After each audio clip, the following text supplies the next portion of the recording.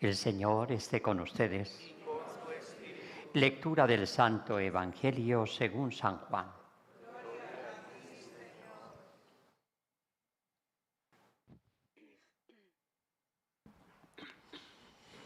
En aquel tiempo dijo Jesús a los judíos: Yo soy el pan vivo que ha bajado del cielo. El que coma de este pan vivirá para siempre. Y el pan que yo daré es mi carne para la vida del mundo. Disputaban los judíos entre sí: ¿Cómo puede éste darnos a comer su carne? Entonces Jesús les dijo: Os aseguro que si no coméis la carne del Hijo del Hombre y no bebéis su sangre, no tenéis vida en vosotros. El que come mi carne y bebe mi sangre tiene vida eterna, y yo lo resucitaré en el último día. Mi carne es verdadera comida y mi sangre es verdadera bebida. El que come mi carne y bebe mi sangre habita en mí y yo en él. El Padre que vive me ha enviado y yo vivo por el Padre. Del mismo modo, el que me come vivirá por mí. Este es el pan que ha bajado del cielo, no como el de vuestros padres, que lo comieron y murieron. El que come este pan vivirá para siempre. Palabra del Señor. Per evangelica dicta de Leantor, nostra delecta. Bien, Dios nos conoce y nos conoce muy bien y sabe cómo es nuestro proceso intelectual.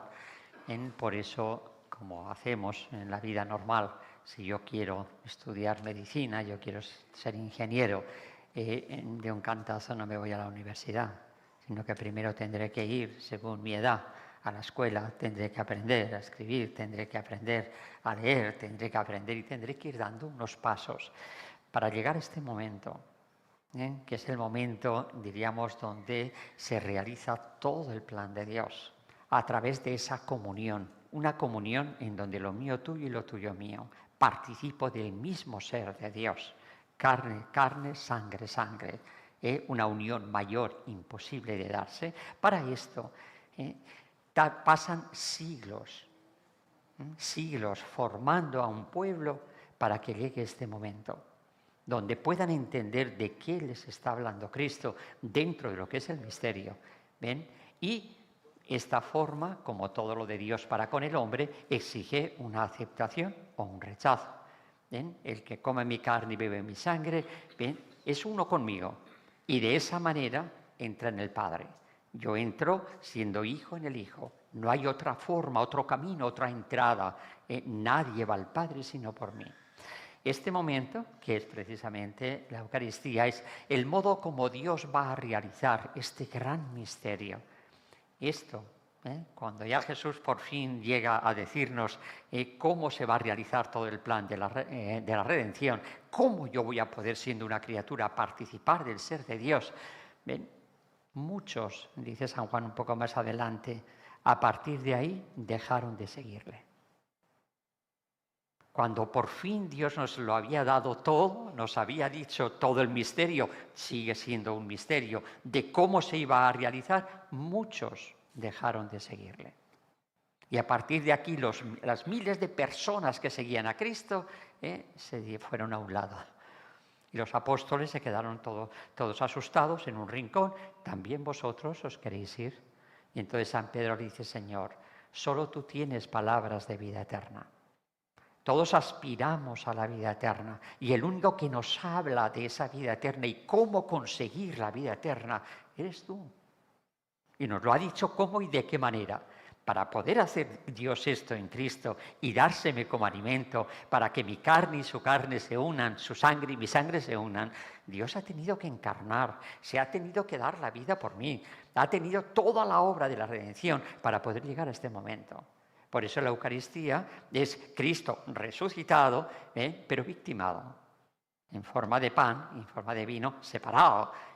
aunque los dos están en cada uno de los accidentes, ¿no? Pero por separado, para hacernos ver, y cuando Cristo se presenta resucitado, lo primero que hace es enseñarle las llagas. ¿Cómo he podido llegar a este estado? Este estado, diríamos, de un amor increíble por parte de Dios. Yo puedo dar, y puedo darme, pero hasta darme como alimento para ser comido por el otro y asimilado totalmente por el otro, solamente lo hace Dios a través de la Eucaristía. Por eso es sobre lo que se edifica todo. Y ahí, fíjense lo que nos dice Cristo.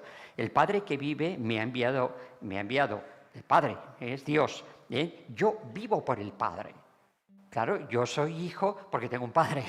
Y ese Padre es el que me da la vida. El Hijo es como el conocimiento que Dios tiene de sí mismo. Ese Padre es el que me da la vida. Así, del mismo modo, el que me come vivirá por mí. Luego todo Cristo pasa a ser mío, como yo todo entero paso a ser de Cristo. Esa es la Eucaristía. ¿Bien?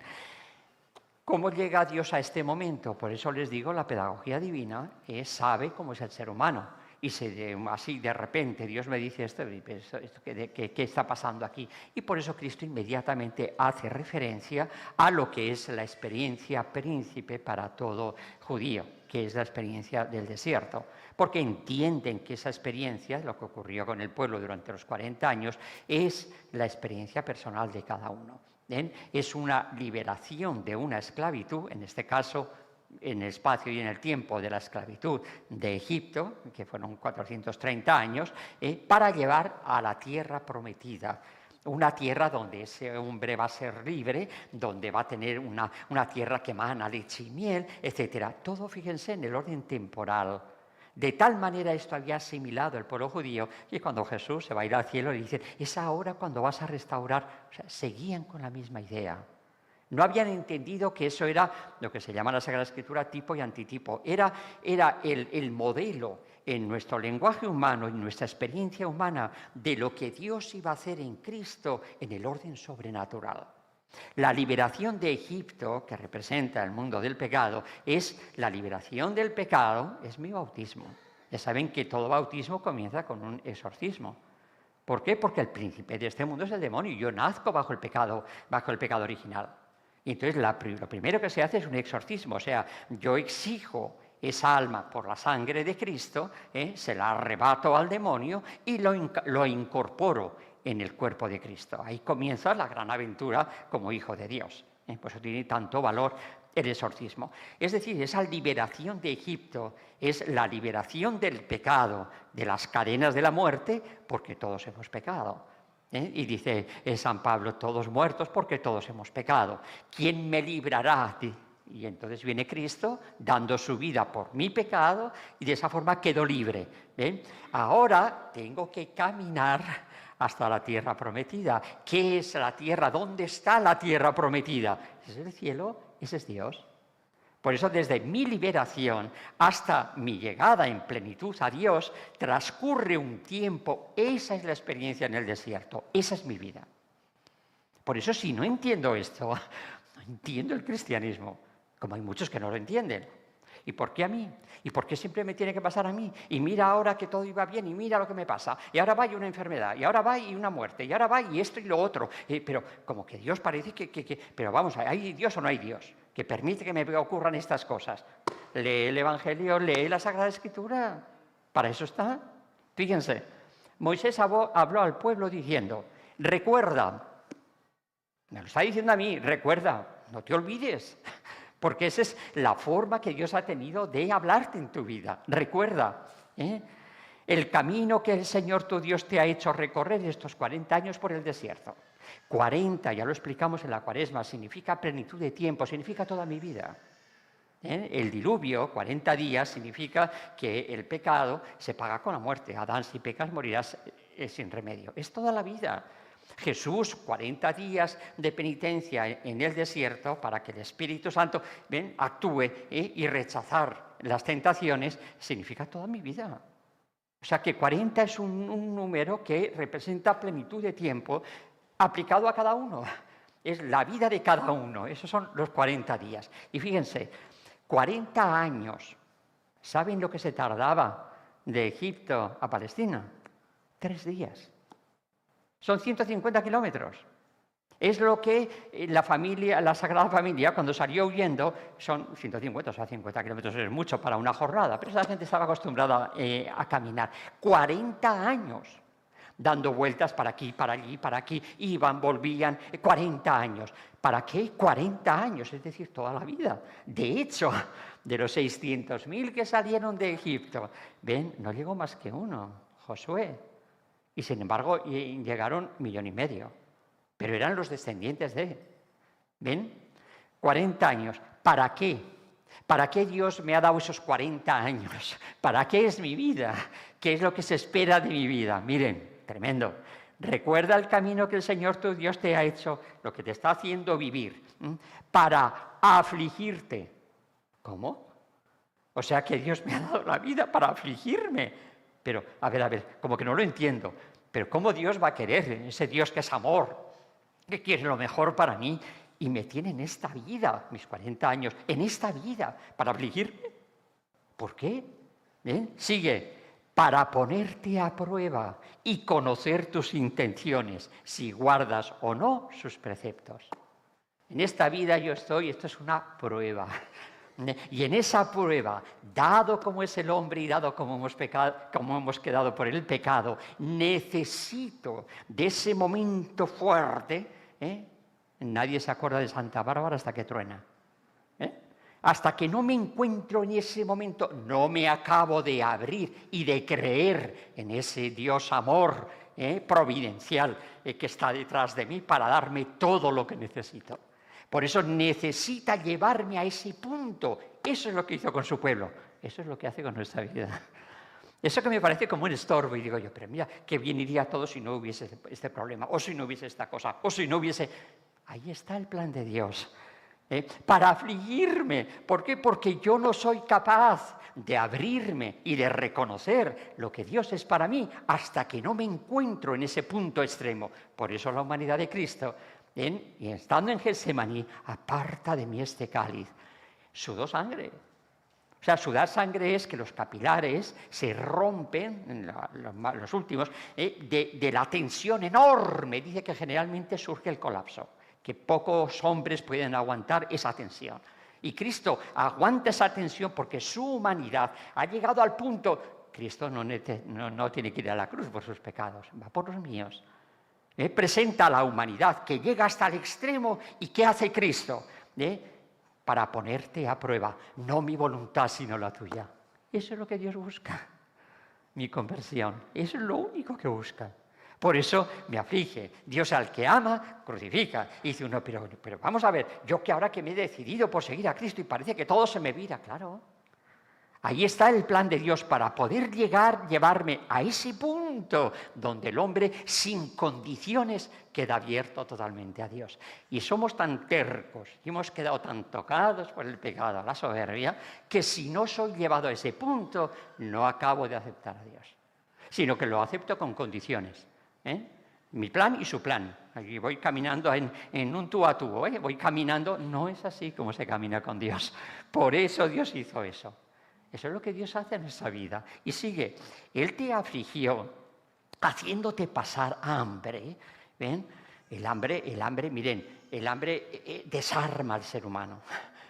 Por eso los países que pasan hambre hay que tener tanto cuidado porque eso desarma. El hambre es la falta de saciación, diríamos, en el sentido ya de lo básico. Entonces el hombre queda roto en todas sus condiciones, como ser intelectual, como ser, porque no hay forma de suplir. Y Dios, imagínense, 600.000 personas que se convierten en 1,5 millones, ¿ven? En un desierto. ¿De qué comen? Que no había agua al mar por ahí. ¿Cómo yo alimento a esas personas 40 años? O sea, ¿en qué situación? ¿Y por qué los ponía así? Fíjense, haciéndote pasar hambre y después te alimenté con el maná. Para que el hombre en esa necesidad extrema levantase sus ojos y aceptase a Dios, se fiase de Dios. Y el maná, 40 años, ¿saben lo que es? El maná era como un polvo. como una harina, que aparecía todos los días sobre el piso, en el desierto. Ya saben que en el desierto el calor extremo del día, luego a la noche se enfría de tal manera que es como se rompen las piedras y así se forma la arena del desierto, etc. Entonces había una escarcha y cuando esa escarcha se iba aparecía ese polvo. Y entonces, por mandato divino, iban a recoger el polvo y siempre viene el listo, ¿verdad? Iban a recoger, bueno, yo voy a recoger más, a lo mejor puedo venderlo a alguien, ¿no? Y recogían de más de lo que la medida que les había dado Moisés, ¿ven? Por persona. Y entonces cogían más, y llegaba por la noche y lo que había de más se corrompía. Y solo les quedaba lo que tenían que comer. Y el que había cogido de menos, por lo que sea, porque estaba enfermo, no podía, lo que sea, ¿ven? Tenía lo suficiente para que ese día comiese. O sea, era un puro milagro, 40 años. Los científicos han intentado demostrar por todas las maneras qué era ese polvo. No hay forma. Por eso dice Cristo que no conociste tú ni conocieron tus padres. ¿Por qué? Porque era una intervención divina, milagrosa. A ver, el pan representa todo lo que yo necesito. ¿Quién vistió a ese 1,5 millones de personas? Porque cuando se moría uno, esa ropa la podía yo aprovechar para otro. Pero salieron 600.000 y llegaron 1,5 millones y no llegaron desnudos. O sea, ¿qué es lo que hizo Dios con aquellas personas 40 años? ¿Para qué? Repita, para poneros a prueba y para despertar vuestra confianza en Dios. Un sequedal, ni una gota de agua, y tocando la roca, de la roca salió un manantial. ¿Ven? ¿Qué significa esto? Esto que es la experiencia para ellos de lo que es la vida espiritual, eso es lo que dice Cristo. Ha sido liberado, no de Egipto, sino de la esclavitud del pecado. Ahora comienza 40 años de prueba. ¿Por qué de prueba? Porque Dios perdona mi pecado, pero no quita las consecuencias. Y mi desorden, el que se ha producido por el pecado, sigue estando en mí. Y entonces viene la tentación, viene tantas cosas, y entonces necesito una terapia, que es la que Dios utiliza, ese es afligirme en mi vida, esa es la cruz. En donde Dios lo único que busca es que desde ahí le diga, hágase tu voluntad, me fíe de Dios. Lo que hizo Cristo en la cruz, eso es. En un matrimonio difícil, en un no sé qué, en un no sé cuántos, levantarme y mirar y decir, Señor, hágase tu voluntad. Hágase tu voluntad es obedecer a Dios. ¿Ven? Ese matrimonio que mira que yo no veo cómo va, que yo no, pero hágase tu voluntad, yo he hecho un compromiso ante ti. Si el otro falla, ya él, pero yo no voy a fallar. ¿Ven? Y entonces esto es lo que me está diciendo. ¿Bien? Esto ahora lo traslada a Cristo, como digo, a la experiencia sobrenatural y me dice, te he rescatado de la muerte, te he rescatado de Egipto, ahora tus 40 años, tu vida, la que sea, va a ser de prueba, ponte en la voluntad de Dios y esto te conducirá ¿a dónde? A la tierra prometida, que es Dios. La vida eterna, eso es lo que dice Cristo. ¿Y cómo yo voy a caminar? Para eso yo me entrego a ti como cuerpo, como carne y como bebida, como sangre, para que tengas la fuerza necesaria para poder llegar en ese proceso de prueba hasta la plenitud de la vida eterna. Esto es lo que me dicen. Y ante eso se le dieron la vuelta y se le fueron. ¿Ven? ¿No entendieron? Como hay muchos que no entienden. No, yo católico, pero no practicante. ¿Sí? ¿Y de qué sirve eso? ¿Ven? Mire, yo hago todo, lo único que no comulgo. A ver, muy bien. Aquí se promete, ¿ven? La vida eterna, ¿a qué? A mi inserción en Cristo, a mi vida en Cristo. Carne con carne, sangre con sangre. El que ha resucitado es Cristo. Y yo voy a resucitar en Él. O sea que solamente hay un hombre que ha muerto en la voluntad de Dios y un hombre el que ha resucitado. Ahora lo que ese hombre me da la posibilidad de que yo me incorpore a él, carne con carne, sangre con sangre, es decir, una vida de comunión, una vida esponsal, donde lo mío tuyo y lo tuyo mío, y así es como entro en Dios siendo hijo en el Hijo, que es lo que dice aquí Cristo, como el Padre, como el Padre es la vida para mí, así yo la soy para el hombre. Y entonces yo, Cristo en mí, yo en Cristo, entro en comunión con el Padre. Esa es la salvación. Por eso el fundamento de todo es la Eucaristía. Todos los sacramentos apuntan a la Eucaristía y toda mi vida apunta a la Eucaristía. porque es donde se da realmente esa comunión. Consecuencia práctica, San Pablo, con esto acabo. El cáliz de la bendición que bendecimos, la consagración, ¿no es comunión con la sangre de Cristo? El pan que partimos, ¿no es comunión con el cuerpo de Cristo? Si tengo el mismo cuerpo, tengo la misma sangre, ¿saben de quién es ese cuerpo y esa sangre que hay ahí? ¿Ven? De María. Ante el don de Dios en Cristo, ¿ven?, que es en su totalidad mediante ese cuerpo y esa sangre, María responde ¿cómo? Dando su cuerpo y su sangre. Cuerpo con cuerpo, sangre con sangre. Aunque es, diríamos, cambiando el tiempo, porque primero es Cristo en la eternidad y María en la eternidad, pero en el tiempo primero es María y luego, pero es su respuesta, es la primera redimida, precisamente en consecuencia, en consonancia con lo que ha hecho Dios conmigo. Dios da su cuerpo y su sangre y yo doy mi cuerpo y mi sangre. Esa es la comunión. Por eso mi vida se transforma por completo. Y no solamente se transforma porque estoy en Cristo, sino que inmediatamente entro en la comunión con todo el cuerpo de Cristo. El pan es uno y así nosotros, aunque somos muchos, formamos un solo cuerpo porque comemos todos el mismo pan.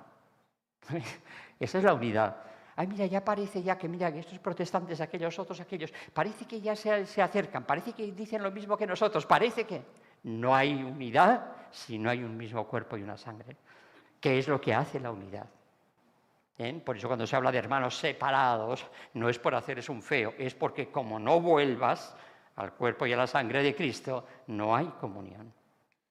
La comunión se establece en el cuerpo y la sangre, por eso a partir de mi comunión, mi vida se transforma, que es lo que le dijimos a los niños, a su manera y en su altura, pero eso somos los mayores. Mi vida queda totalmente transformada.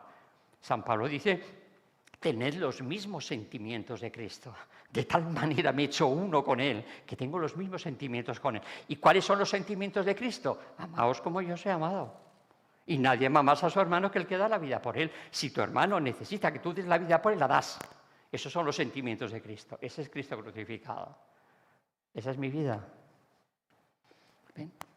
Por eso uno siente tal pobreza, uno se da cuenta, Dios mío, Señor, dame un poquito de eso. Cuando yo comulgo, ¿verdad? Un poquito de luz, de conocimiento. Tú dijiste que nos ibas a dar el Espíritu Santo que nos conduciría a la verdad plena. Que yo conozca un poco de lo que realmente estamos viviendo ahí. Y ese Cristo es el que sale, hoy sale, y sale aquí porque hacemos de esta manera, pero en los pueblos, y allí en España que he conocido, los pueblos pequeños, pues salimos por las calles, salimos por todos los sitios y la gente saca su altarcito a la puerta. ¿Para qué? Para el altar es la mesa, es donde yo dejo que un invitado entre en mi casa y se siente en mi mesa, haga comunión de vida conmigo.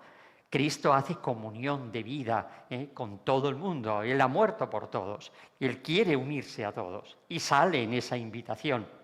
Y sale teniendo en cuenta a nosotros, que somos su cuerpo místico. Y repito, imagínense Dios, ¿quién es? ¿Quién lo ha hecho todo? Que es el movimiento infinito por excelencia. Y para poder ir del sagrario a la puerta, tiene que depender de que yo lo lleve. O de que un alma comulgue y lo lleve. ¡Qué comunión tan perfecta! Para que vean la gran responsabilidad que tenemos ante el mundo. Somos un sagrario que lleva la presencia de Cristo vivo al mundo entero. Este es este día, pues ya les digo, es un día precioso, un día que no sé cómo se podría... Y en la religiosidad popular ya ven, sale el Santísimo, ya habrán visto por la televisión, etcétera, ven cómo se vuelcan las ciudades. Hoy en España el Papa ha sido el que ha salido con el Corpus Christi, más de 1.200.000 personas, dice que se estimaba más o menos. ¿Ven? Tremendos, a la gente volcada, siente ese atractivo. La pena es que luego no somos consecuentes.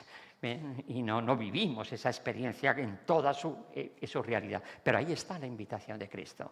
¿Ven? Ojalá sepamos vivirlo, sepamos aprovecharlo. Por eso a mí me gusta lo de los niños de este día, porque ellos son más auténticos, los mayores. Los mayores siempre tenemos intenciones segundas en todo lo que hacemos. Es así, la inteligencia humana, ¿ven? Mientras que el niño en todo lo que hace pone todo su corazón. Y entonces, si dice que sí al Señor en este día, le está diciendo que sí con todo lo que Él es. Por eso el agrado enorme de que se acerquen a Él. Esto es lo que hacemos con este acto de que ellos le echen unas flores cuando hacemos la bendición, etc. Este es el sentido que tiene. ¿Bien? Así que les animo a que invitemos a los niños y mientras ellos están echando esas flores, nosotros también echemos de nuestro corazón, lo pongamos todo pues, al servicio, como hizo la Virgen María. Por eso sin condiciones. Aquí la esclava del Señor, hágase en mí según tu palabra. Si todo viene de ti y todo me lo has dado tú, qué menos que ponerlo a tu servicio.